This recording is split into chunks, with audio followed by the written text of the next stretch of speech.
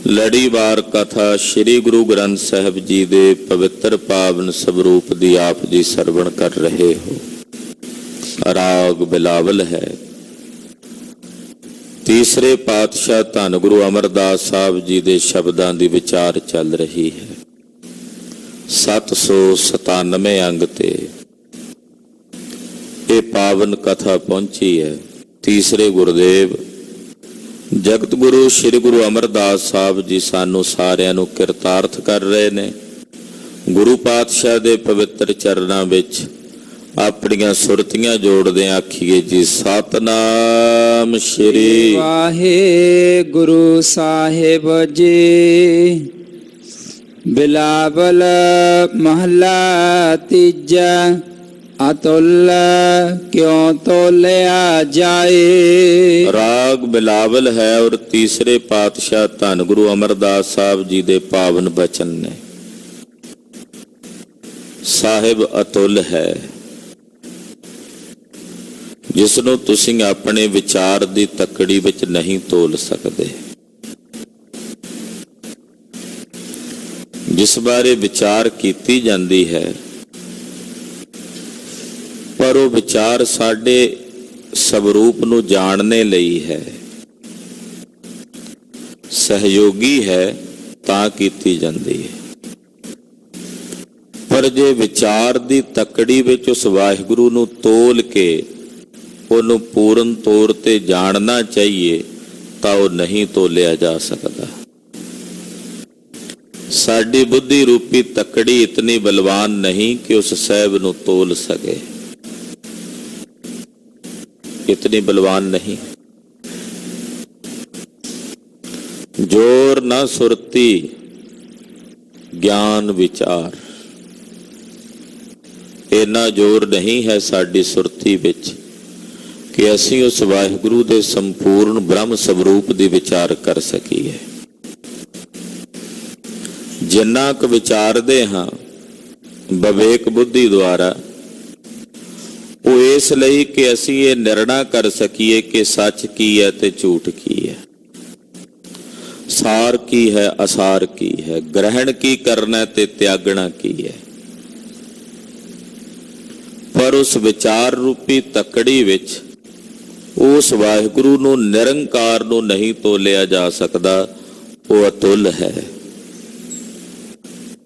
अतुल क्यों तोलिया जाए। क्यों तोलिया जाए? नहीं तोलिया जा सकता। किवें तोलिया जा सकता? जदों साहिब दा इतिहास पढ़ते हैं, बहुत सारे बचन गुरबाणी दे इतिहास द्वारा स्पष्ट हो जाते हैं। साहिबे कमाल गुरु कलगीधर पातशाह जी महाराज ब्रह्म ज्ञानी भाई राम कोयर साहब जी तो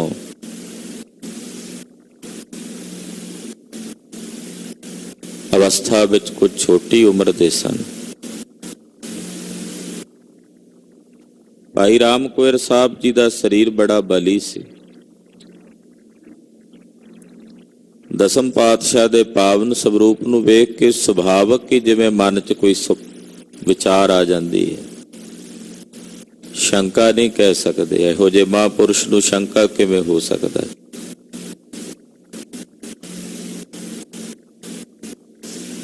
सोचते ने कि कलगीधर दा शरीर तां छोटी उम्र है, हौला ही होवेगा।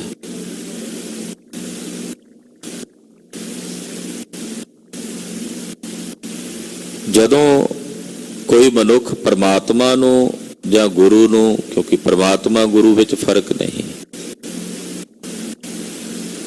सोचे कि मैं इस पैमाने द्वारा इसनूं नाप सकदा ਜਾਂ इसनूं तोल सकदा ਜਾਂ इसनूं जान सकदा,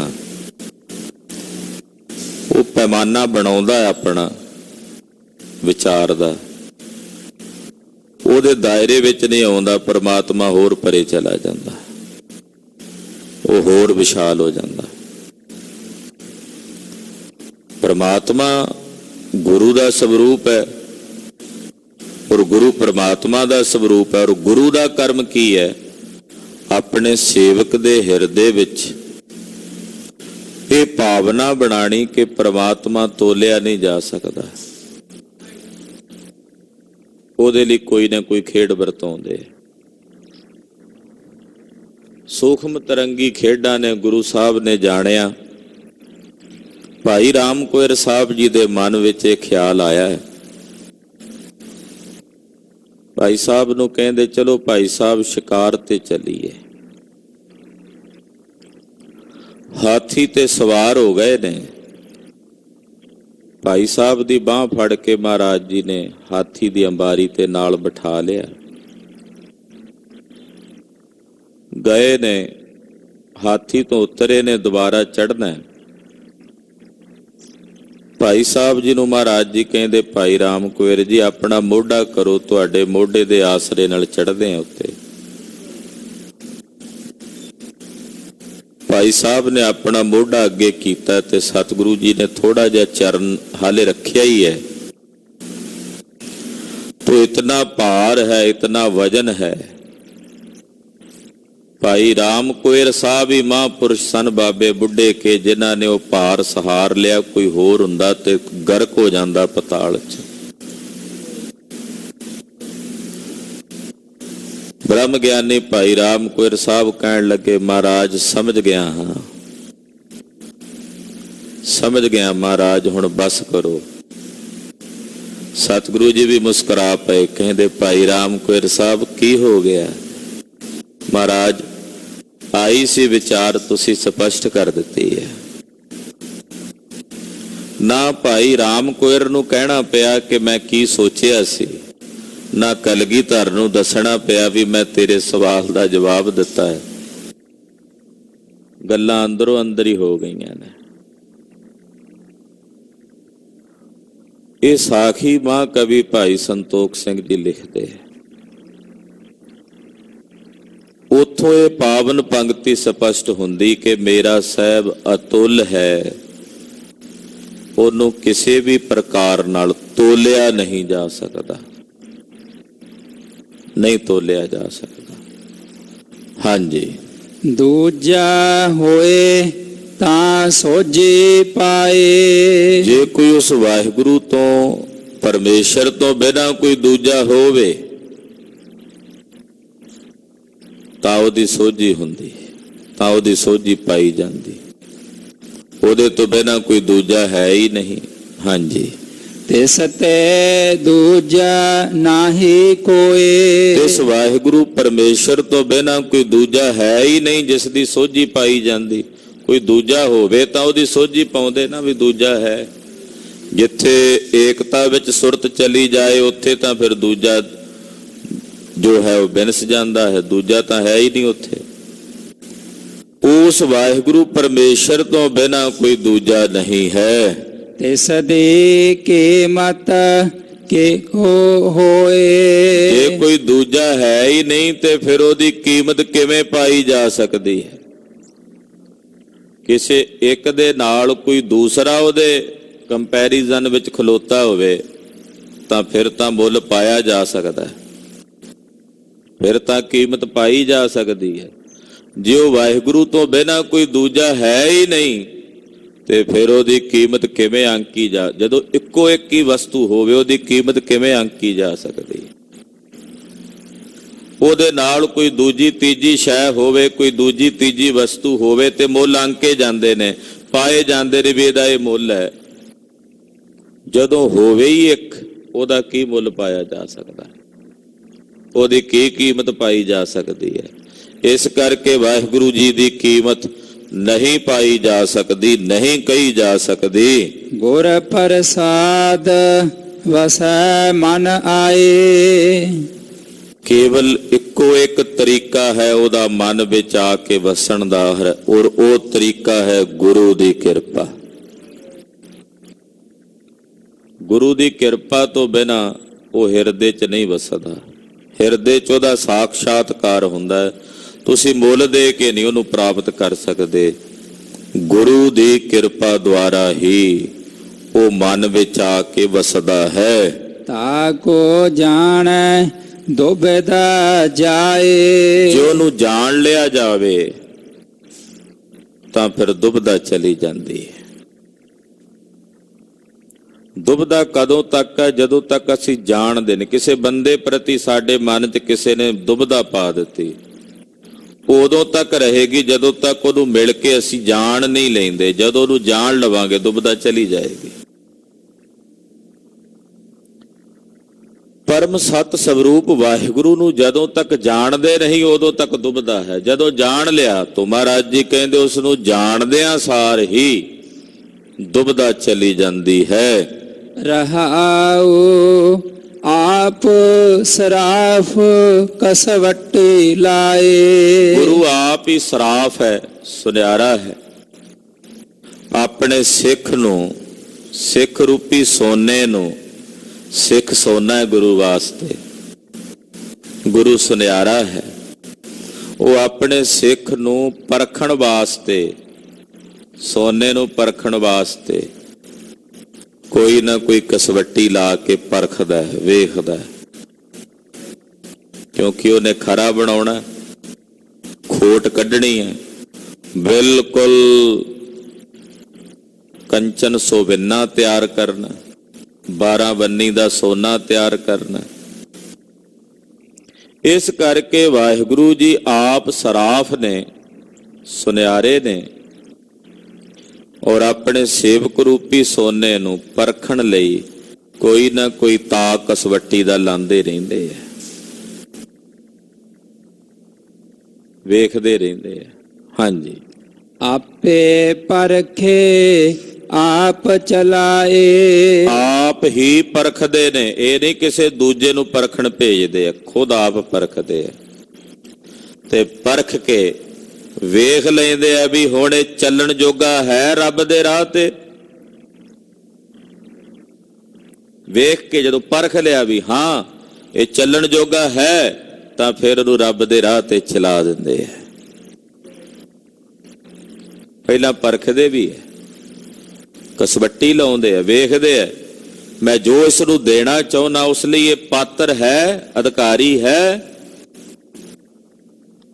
ਪਰਖਦੇ ਆ। ਪਰਖਣ ਤੋਂ ਬਾਅਦ ਫਿਰ ਜਿਸ ਰੱਬ ਦੇ ਘਰ ਦਾ ਰਾਹ ਹੈ, ਮਾਰਗ ਹੈ, ਉਸ ਰਾਹ ਤੇ ਚਲਾ ਦਿੰਦੇ ਆ, ਟੋਰ ਦਿੰਦੇ ਆ ਵੀ ਹਾਂ ਇਹ ਚੱਲ ਸਕਦਾ।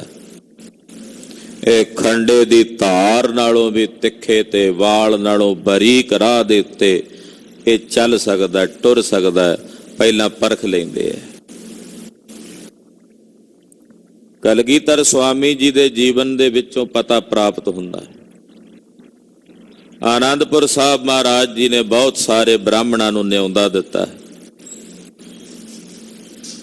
ਨਿਉਂਦਾ ਦੇ ਕੇ ਆਖਿਆ ਉਹ ਵੀ ਭੋਜਨ ਛਕੋ, ਸਭ ਨੂੰ ਦਕਸ਼ਣਾ ਮਿਲੇਗੀ। ਬਹੁਤ ਸਾਰੇ ਬ੍ਰਾਹਮਣ ਆਏ। ਆਖਿਆ ਵੀ ਸੁਣੋ, ਪੰਗਤਾਂ 2 ਲੱਗਣਗੀਆਂ, ਇੱਕ ਜਿਹੜੇ ਮਾਸ ਖਾਂਦੇ ਨੇ ਉਹਨਾਂ ਦੀ, ਇੱਕ ਜਿਹੜੇ ਮਾਸ ਨਹੀਂ ਖਾਂਦੇ ਉਹਨਾਂ ਦੀ। ਪਹਿਲਾਂ ਤਕਰੀਬਨ ਨਾ ਖਾਣ ਵਾਲਿਆਂ ਦੀ ਗਿਣਤੀ 'ਚ ਬਹਿ ਗਏ ਸਾਰੇ ਵੀ ਅਸੀਂ ਬ੍ਰਾਹਮਣ ਆ, ਮਾਸ ਨਹੀਂ ਖਾਂਦੇ। ਫਿਰ ਕਿਹਾ ਵੀ ਪੰਗਤਾਂ ਜਿਹੜੀਆਂ 2 ਲੱਗਣੀਆਂ ਨੇ ਉਹਨਾਂ ਨੂੰ ਦਕਸ਼ਣਾ ਵੱਖੋ ਵੱਖਰੀ ਮਿਲਣੀ ਹੈ। ਮਾਸ ਖਾਣ ਵਾਲਿਆਂ ਨੂੰ 5-5 ਸ਼ਰਫੀਆਂ ਮਿਲਣਗੀਆਂ, ਨਾ ਖਾਣ ਵਾਲਿਆਂ ਨੂੰ 5-5 ਰੁਪਈਏ ਮਿਲਣਗੇ। ਇਹ ਸੁਣਦਿਆਂ ਸਾਰ ਜਿੰਨੀ ਉਹ ਪੰਗਤ ਵੈਸ਼ਨੂਆਂ ਵਾਲੀ ਬੈਠੀ ਸੀ ਸਾਰੇ ਉੱਠ ਕੇ ਦੂਜੀ ਪੰਗਤ ਵਿੱਚ ਆ ਗਏ। ਇੱਕਾ ਦੁੱਕਾ ਬ੍ਰਾਹਮਣ ਰਹਿ ਗਏ ਜਿਹੜੇ ਨਹੀਂ ਡੋਲੇ। ਮਹਾਰਾਜ ਜੀ ਹੱਸ ਪਏ ਵੀ ਜਿਹੜੇ 5 ਅਸ਼ਰਫੀਆਂ ਪਿੱਛੇ ਆਪਣਾ ਧਰਮ ਛੱਡ ਸਕਦੇ ਨੇ ਉਹ ਤਲਵਾਰਾਂ ਫੜ ਕੇ ਔਰੰਗਜ਼ੇਬ ਨਾਲ ਨਹੀਂ ਲੜ ਸਕਦੇ, ਤੇ ਉਸ ਰਾਹ ਦੇ ਪਾਂਧੀ ਨਹੀਂ ਬਣ ਸਕਦੇ ਜਿਹੜਾ ਪੰਥ ਅਸੀਂ ਸਾਜਣਾ। ਪਰਵਾਲਸਰ ਸਾਹਿਬ ਦੀ ਧਰਤੀ ਤੇ ਫਿਰ ਦੂਜੀ ਮੀਟਿੰਗ ਛਤਰੀ ਰਾਜਿਆਂ ਨਾਲ ਹੁੰਦੀ ਹੈ, ਪਹਾੜੀਆਂ ਨਾਲ। ਵੇਖਿਆ ਉਹ ਵੀ ਕੱਚੇ ਪਿੱਲੇ ਨੇ। ਅਖੀਰ ਫਿਰ ਕਸਵੱਟੀ ਲਾਉਂਦੇ ਆਪਣੇ ਸਿੱਖਾਂ ਤੇ। ਆਨੰਦਪੁਰ ਸਾਹਿਬ ਦੀ ਧਰਤੀ ਤੇ ਤਖਤ ਸ੍ਰੀ ਕੇਸਗੜ੍ਹ ਸਾਹਿਬ ਵਿਖੇ ਉਸ ਕਸਵੱਟੀ ਤੇ ਫਿਰ ਮਰ ਜੀਵੜੇ ਖਰੇ ਉਤਰਦੇ ਆ, ਔਰ ਉਹਨਾਂ ਨੂੰ ਮਹਾਰਾਜ ਜੀ ਪਿਆਰਿਆਂ ਦਾ ਖਿਤਾਬ ਦੇ ਕੇ ਨਿਵਾਜਦੇ ਆ। ਕਸ ਕਸ ਵੱਟੀ ਸਹਿ ਸੋ ਤਾਉ। ਜਦੋਂ ਮਹਾਰਾਜ ਜੀ ਤਾ ਲਾਉਂਦੇ ਆ ਕਸਵੱਟੀ ਲਾ ਕੇ, ਤੇ ਫਿਰ ਉਸ ਵੇਲੇ ਜਿਹੜਾ ਉਸ ਵਿੱਚ ਖਰਾ ਉਤਰ ਜਾਂਦਾ ਹੈ ਪਰਖ ਵਿੱਚ, ਉਦੋਂ ਮੇਰੇ ਮਾਲਕ ਜੀ ਸਤਿਗੁਰੂ ਜੀ ਰੱਬ ਦੇ ਮਾਰਗ ਤੇ ਟੋਰ ਦਿੰਦੇ ਹਨ। ਆਪੇ ਤੋਲੇ ਪੂਰਾ ਹੋਏ। ਆਪ ਹੀ ਤੋਲਦਾ ਹੈ, ਵੇਖਦਾ ਹੈ ਵਿਚਾਰ ਨਾਲ। ਆਪਣੇ ਸੇਵਕ ਨੂੰ ਆਪਣੀ ਬੁੱਧੀ ਵਿਚਾਰ ਨਾਲ ਤੋਲ ਕੇ ਵੇਖਦਾ ਹੈ, ਇਹਦੇ ਚ ਕੀ ਕਮੀ ਹੈ, ਇਹਦੇ ਚ ਕਿਹੜੀਆਂ ਖਾਮੀਆਂ ਨੇ ਜੋ ਮੈਂ ਕੱਢ ਦਿਆਂ। ਆਪ ਤੋਲਦੇ ਨੇ। ਦੁਬਾਰਾ ਪੜ੍ਹੀਏ ਜੀ। ਆਪੇ ਤੋਲੇ ਪੂਰਾ ਹੋਏ। ਫਿਰ ਜਦੋਂ ਤੋਲਦਾ ਹੈ ਨਾ ਪੂਰਿਆ ਕਰਨ ਵਾਸਤੇ, ਕੋਈ ਗੁਣਾਂ ਦੇ ਸਹਿਤ ਸੰਪੰਨ ਕਰਦਾ ਹੈ, ਤੇ ਕਹਿੰਦੇ ਫਿਰ ਜਦੋਂ ਪੂਰਾ ਹੋ ਜਾਂਦਾ ਨਾ, ਪੂਰਨ ਕਰ ਦਿੰਦਾ ਸਿੱਖ ਨੂੰ, ਤੇ ਉਦੋਂ ਆਪ ਹੀ ਪੂਰਨ ਹੁੰਦਾ। ਜਦੋਂ ਸਿੱਖ ਪੂਰਨ ਹੋ ਜਾਂਦਾ ਫਿਰ ਉਹ ਆਪ ਹੀ ਹੋ ਜਾਂਦਾ ਨਾ ਗੁਰੂ। ਗੁਰੂ ਨਾਨਕ ਸਾਹਿਬ ਨੇ ਜਦੋਂ ਗੁਰੂ ਅੰਗਦ ਸਾਹਿਬ ਨੂੰ ਪੂਰਨ ਕੀਤਾ, ਤੇ ਫਿਰ ਉਹ ਗੁਰੂ ਅੰਗਦ ਰੂਪ ਹੀ ਹੋ ਗਏ ਨਾ। ਹਾਂਜੀ। ਆਪੇ ਜਾਣੈ ਏਕੋ ਸੋਏ। ਉਸ ਇੱਕ ਨੂੰ ਜਾਣਨ ਵਾਲਾ ਉਹ ਆਪ ਹੀ ਹੈ। ਉਹ ਆਪਣੇ ਆਪ ਨੂੰ ਜਾਣਨ ਵਾਲਾ ਏਕੋ ਸੋਏ ਉਹੀ ਹੈ। ਮਾਇਆ ਕਾ ਰੂਪ ਸਭ ਤਿਸ ਤੇ ਹੋਏ। ਆ ਜਿਹੜਾ ਮਾਇਆ ਦਾ ਰੂਪ, ਜਿੰਨਾ ਇਹ ਰੂਪ ਮਾਨ ਪਸਾਰਾ ਜਾਏ ਮਾਇਆ, ਇਹ ਸਾਰੀ ਉਸੇ ਤੋਂ ਹੋਈ ਹੈ। ਉਸੇ ਇੱਕ ਤੋਂ ਹੀ ਸਭ ਕੁਝ ਪਸਰਿਆ, ਇੱਕ ਦਾ ਹੀ ਇਹ ਸਾਰਾ ਪਸਾਉ ਹੈ। ਜਿਸਨੋ ਮੇਲੇ ਸੋ ਨਿਰਮਲ ਹੋਏ। ਜਿਸ ਨੂੰ ਵਾਹਿਗੁਰੂ ਜੀ ਆਪਣੇ ਨਾਲ ਮੇਲ ਲੈਂਦੇ ਹਨ, ਉਹ ਨਿਰਮਲ ਹੋ ਜਾਂਦਾ ਹੈ, ਉਹ ਸ਼ੁੱਧ ਹੋ ਜਾਂਦਾ ਹੈ, ਪਵਿੱਤਰ ਹੋ ਜਾਂਦਾ ਹੈ। ਜਿਸ ਨੂੰ ਆਪਣੇ ਨਾਲ ਮੇਲ ਲੈਂਦੇ ਨੇ, ਉਹ ਨਿਰਮਲ ਤੇ ਪਵਿੱਤਰ ਹੋ ਜਾਂਦਾ ਹੈ। ਜਿਸਨੋ ਲਾਏ ਲੱਗੈ ਤਿਸ ਆਏ। ਜਿਸ ਨੂੰ ਲਾ ਲੈਂਦਾ ਆਪਣੇ ਚਰਨਾਂ ਚੋਂ, ਆ ਕੇ ਦੂਰੋਂ ਪਤਾ ਨਹੀਂ ਕਿੱਥੋਂ ਚੱਲ ਕੇ ਆ ਕੇ ਵੀ ਲੱਗ ਜਾਂਦਾ। ਜਿਸ ਨੂੰ ਲਾਉਣਾ ਹੋਵੇ ਨਾ ਆਪਣੇ ਚਰਨੀ, ਤੇ ਕਿਤੋਂ ਵੀ ਬੁਲਾ ਕੇ ਲਿਆ ਕੇ ਲਾ ਲੈਂਦੇ ਆਪਣੇ ਚਰਨੀ। ਇਹੀ ਤਾਂ ਮੇਰੇ ਸਾਹਿਬ ਦੀ ਵਡਿਆਈ। ਕਦੇ ਕੋਲ ਰਹਿਣ ਵਾਲੇ ਵੀ, ਨਾਲ ਚਰਨਾਂ 'ਚ ਰਹਿਣ ਵਾਲੇ ਵੀ ਜਿਹੜੇ ਨੇ, ਉਹ ਨਹੀਂ ਕੁਝ ਪ੍ਰਾਪਤ ਕਰ ਸਕਦੇ। ਕੋਈ ਬਹੁਤ ਦੂਰ ਹੁੰਦੇ ਆ, ਉਹਨਾਂ ਨੂੰ ਬੁਲਾ ਕੇ ਝੱਟ ਮਹਾਰਾਜ ਜੀ ਕਿੰਨਾ ਕੁਝ ਬਖਸ਼ ਦਿੰਦੇ। ਇਹ ਤਾਂ ਸਾਹਿਬ ਦੀ ਨਜ਼ਰ ਹੈ, ਕਿਰਪਾ ਹੈ। ਜਿਨ੍ਹਾਂ ਤੇ ਤਰਸ ਕਰਕੇ, ਦਇਆ ਕਰਕੇ ਮਹਾਰਾਜ ਜੀ ਜਿਨ੍ਹਾਂ ਨੂੰ ਆਪਣੇ ਚਰਨੀ ਲਾਉਂਦੇ ਨੇ, ਲੱਗਾ ਉਹੀ ਚੱਲ ਕੇ ਆ ਕੇ ਸਤਿਗੁਰਾਂ ਦੇ ਚਰਨੀ ਲੱਗਦੇ ਹਨ। ਸਭ ਸੱਚ ਦਿਖਾਲੇ ਤਾਂ ਸੱਚ ਸਮਾਏ। ਜਿਸ ਨੂੰ ਸਾਰਿਆਂ ਵਿੱਚ ਸੱਚ ਦੇ ਦਰਸ਼ਨ ਕਰਾ ਦਿੰਦੇ ਨੇ ਸਤਿਗੁਰੂ ਜੀ, ਉਹੀ ਫਿਰ ਉਸ ਸੱਚ ਦੇ ਸਵਰੂਪ ਵਿੱਚ ਸਮਾਉਂਦਾ ਹੈ। ਜਿਸ ਨੂੰ ਸੱਚ ਵਿਖਾਲ ਦਿੱਤਾ, ਉਹ ਸੱਚ ਵਿੱਚ ਸਮਾ ਜਾਂਦਾ ਹੈ। ਪਹਿਲੀ ਗੱਲ, ਸਾਨੂੰ ਕੁਝ ਸੱਚ ਸਵਰੂਪ ਪ੍ਰਮਾਤਮਾ ਦੀ ਆਤਮਾ ਦੀ ਚੇਤਨਾ ਤਾਂ ਨਜ਼ਰ ਹੀ ਨਹੀਂ ਆਉਂਦੀ। ਸਾਨੂੰ ਤਾਂ ਬਿਨਸਣ ਵਾਲਾ ਪਸਾਰਾ ਦਿਸ ਰਿਹਾ, ਸੱਚ ਤਾਂ ਨਹੀਂ ਦਿਸ ਰਿਹਾ। ਹਾਂ, ਅਸੀਂ ਬਿਨਸਣ ਵਾਲੇ ਪਸਾਰੇ ਦੇ ਵਿੱਚ ਸੱਚ ਦੀ ਭ੍ਰਾਂਤੀ ਕਰ ਲਈ ਹੈ ਵੀ ਇਹ ਸੱਚ ਹੈ। ਜੋ ਬਿਨਸ ਜਾਣਾ ਉਹਨੂੰ ਸੱਚ ਸਮਝ ਬੈਠੇ ਹਾਂ, ਪਰ ਇਹ ਸੱਚ ਹੈ ਨਹੀਂ। ਅਸੀਂ ਸੱਚ ਮੰਨ ਬੈਠੇ ਹਾਂ, ਇਹਦੀ ਕਲਪਨਾ ਕਰ ਬੈਠੇ ਹਾਂ। ਪਰ ਸਤਿਗੁਰੂ ਜੀ ਦਇਆ ਕਰਦੇ ਨੇ ਆਪਣੇ ਸੇਵਕ ਤੇ ਸਿੱਖ ਤੇ, ਕਿ ਸੱਚ ਵਿਖਾ ਦਿੰਦੇ ਆ ਵੀ ਸੱਚ ਕੀ ਹੈ। ਆਨ ਸਾਹਮਣੇ ਦੁੱਧ ਦਾ ਦੁੱਧ ਤੇ ਪਾਣੀ ਦਾ ਪਾਣੀ ਕਰ ਵਿਖਾਲਦੇ ਆ।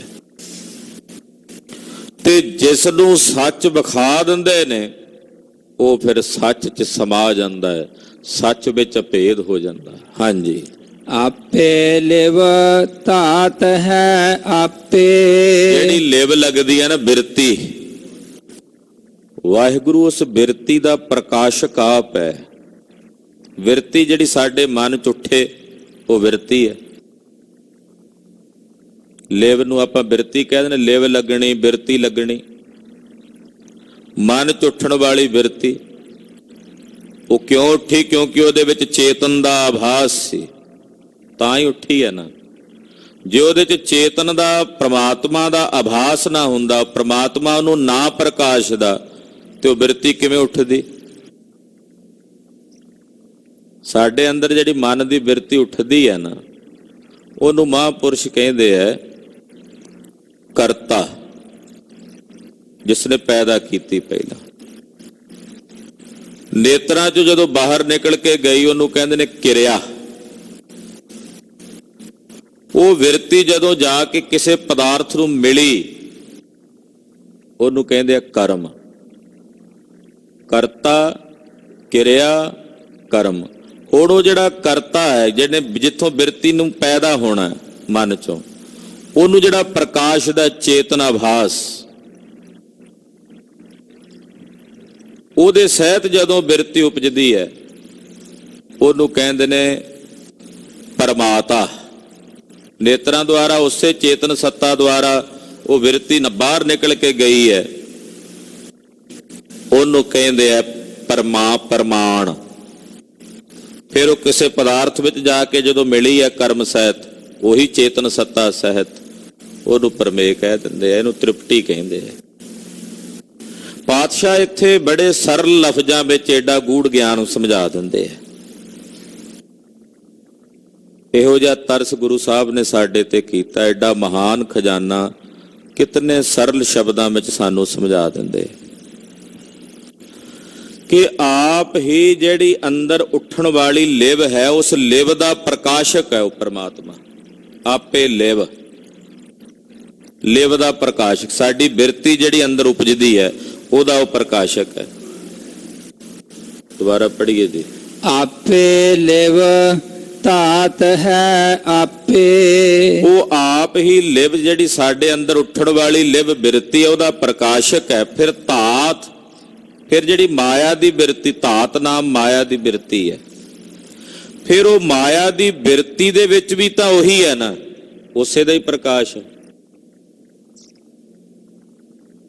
ਜਦੋਂ ਸਾਡੇ ਅੰਦਰ ਲਿਵ ਲੱਗਦੀ ਹੈ, ਦੂਜਾ ਅਰਥ ਏਦਾਂ ਕਹਿ ਲਈਏ, ਜਦੋਂ ਸਾਡੀ ਲਿਵ ਲੱਗਦੀ ਆ, ਉਸ ਲਿਵ ਨੂੰ ਪ੍ਰਕਾਸ਼ਣ ਵਾਲਾ ਵੀ ਉਹ ਆਪ ਹੈ। ਜਦੋਂ ਸਾਡੀ ਬਿਰਤੀ ਧਾਵਦੀ ਆ, ਦੌੜਦੀ ਆ, ਭਜਦੀ ਹੈ, ਉਹ ਵੀ ਉਸੇ ਚੇਤਨ ਸੱਤਾ ਦੇ ਕਰਕੇ ਹੀ ਦੌੜਦੀ ਭਜਦੀ ਹੈ ਨਾ, ਉਸੇ ਕਰਕੇ ਹੀ ਹੈ। ਜਦੋਂ ਚੇਤਨ ਨੂੰ ਵੇਖਣ ਲੱਗ ਪਵੇ, ਉਦੋਂ ਖੇਡ ਬਣ ਜਾਂਦੀ ਹੈ। ਇੱਕ ਚੇਤਨ ਤੁਹਾਡੇ ਵਿੱਚ ਹੈ, ਇੱਕ ਚੇਤਨ ਸਾਡੇ ਵਿੱਚ ਹੈ।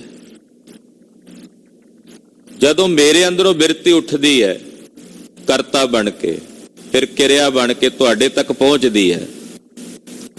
ਹੁਣ ਜਦੋਂ ਚੇਤਨ ਹੀ ਚੇਤਨ ਨੂੰ ਵੇਖਿਆ, ਸਰੀਰ ਦਾ ਪਰਦਾ ਤੇ ਤੁਹਾਡੇ ਸਰੀਰ ਦਾ ਪਰਦਾ ਦੋਵੇਂ ਸਮਾਪਤ ਹੋ ਜਾਣ, ਚੇਤਨ ਨੂੰ ਵਿਸ਼ੇ ਕਰਨ ਲੱਗ ਪਵੇ, ਉੱਥੇ ਜਾ ਕੇ ਉਹ ਬਿਰਤੀ ਬਣਦੀ ਹੈ ਸਭ ਗੋਬਿੰਦ ਹੈ, ਸਭ ਗੋਬਿੰਦ ਹੈ, ਗੋਬਿੰਦ ਬਿਨ ਨਹੀਂ ਕੋਈ। ਗੁਰੂ ਅਮਰਦਾਸ ਸਾਹਿਬ ਇੱਥੇ ਉਸ ਖੇਡ ਦੀ ਗੱਲ ਕਰ ਰਹੇ,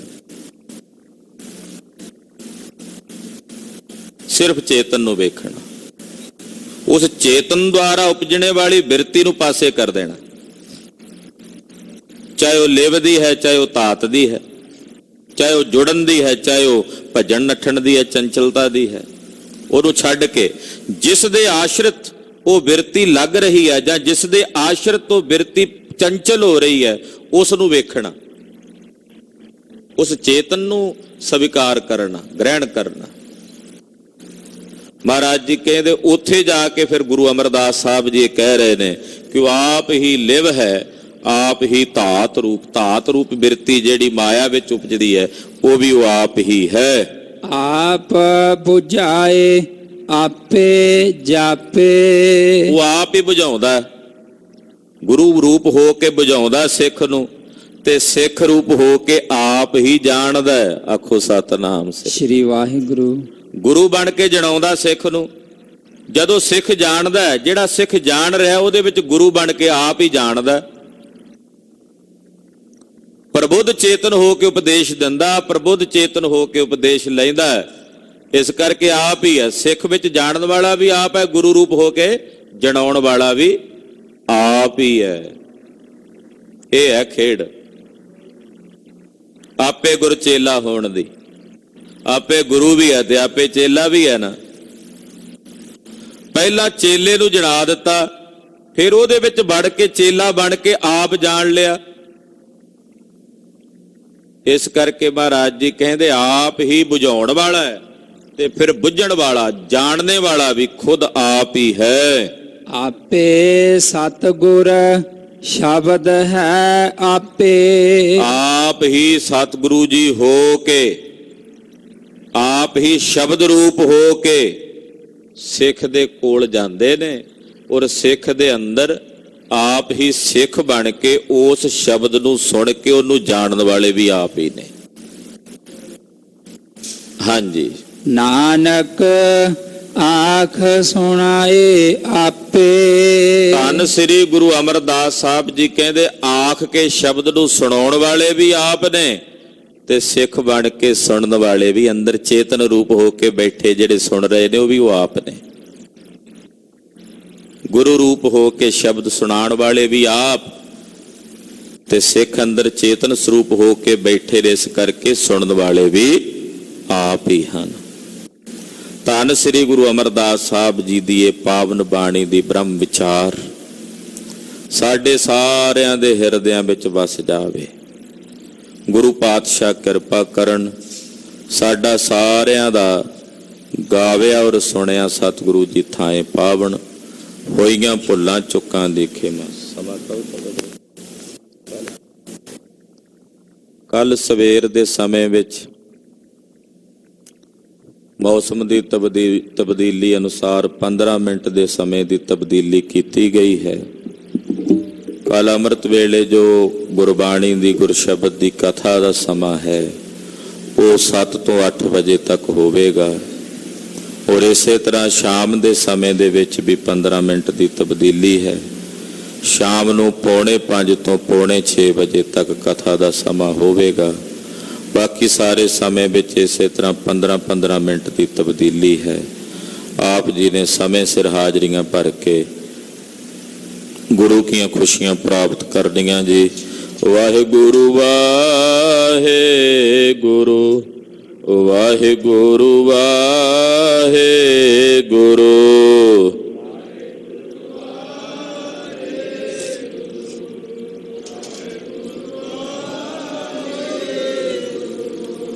ਵਾਹਿਗੁਰੂ ਵਾਹਿਗੁਰੂ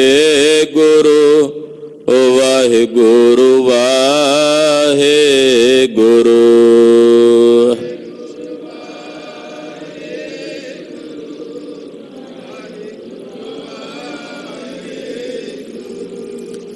ਵਾਹਿਗੁਰੂ ਵਾਹਿਗੁਰੂ ਵਾਹਿਗੁਰੂ ਵਾਹਿਗੁਰੂ।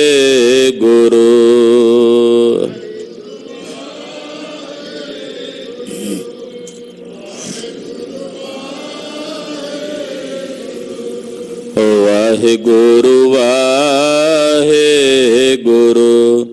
ਵਾਹਿਗੁਰੂ ਵਾਹਿਗੁਰੂ।